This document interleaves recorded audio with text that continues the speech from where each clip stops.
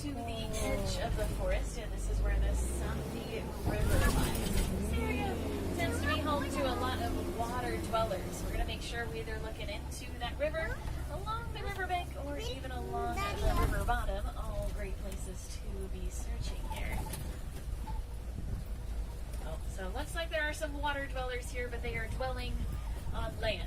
I've got some beautiful, massive Nile hippos sleeping on the riverbank up ahead to our right. Now, hippos are actually pretty much nocturnal animals. That means they're going to be a little more active at nighttime. So during the day, they'll usually hang out in the river where they have protection from the heat and sun, like some of the ones you see here to your left as well. Although I guess on a beautiful day like today, we're just going to absorb some of that nice sunshine. But the hippos you see here to your left, you might notice not all of their heads are in the surface. And that's because they can hold their breath for about 5 to 8 minutes at a time. Now the island in the center, those are beautiful pink-backed pelicans.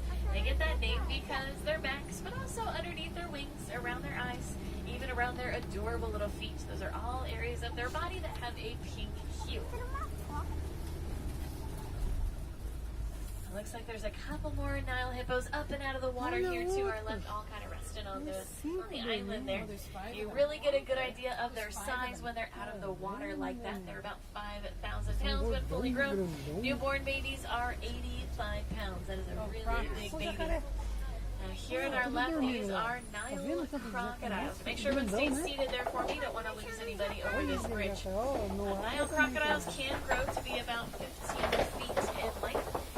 Weigh up to 500 pounds. Those powerful jaws will easily take down anything larger than that crazy. Pretty much anything that gets too close to the riverbank is fair game, and we're a little too close for comfort. So we're going to get some distance between that river and us. A lot of the animals we found back there in the forest, they do rely on all these trees. Pretty much all this dense vegetation helps them blend in with their beautiful camouflage.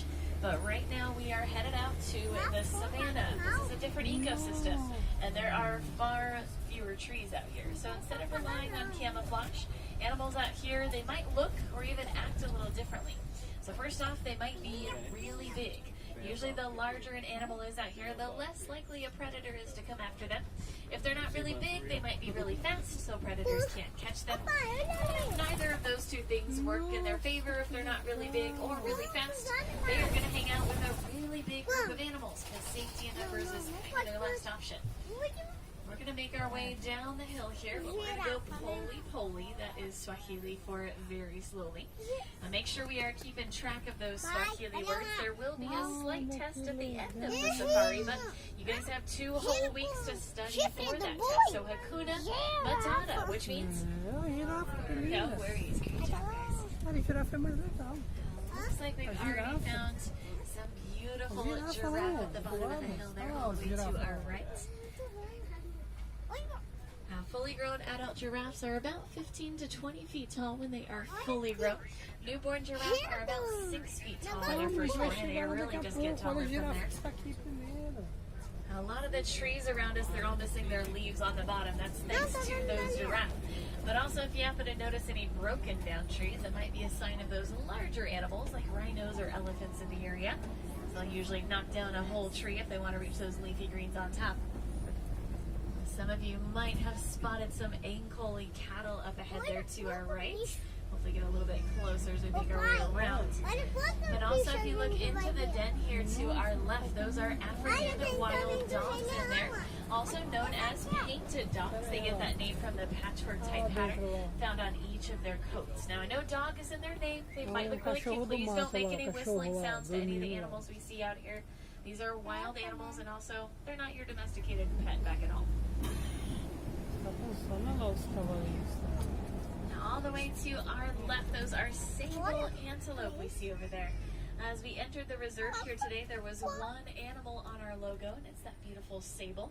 They've got those long curved back horns. Now those horns can pretty much curve up and over their entire body, and that prevents predators from leaping onto their backs. So not only do those horns look really cool, but they serve a pretty awesome purpose as well. Now these Ankoli cattle, and the one that you just heard there, these are also known as Watusi cattle. They get that name from the Watusi tribe that originally domesticated them. Now, they were not domesticated to be a source of food of any kind. These guys are seen as a sign of wealth by the Watusi. So the more of these cattle they have, actually a great indicator of just how rich they are. And I know the horns on those ankoli look like they might be really heavy, but thankfully they're not one solid piece. They're not hollow either. They're made of a honeycomb-like structure on the inside, so it keeps them a little more lightweight than one might expect. Now, all the giraffe we see up ahead, kind of all around us,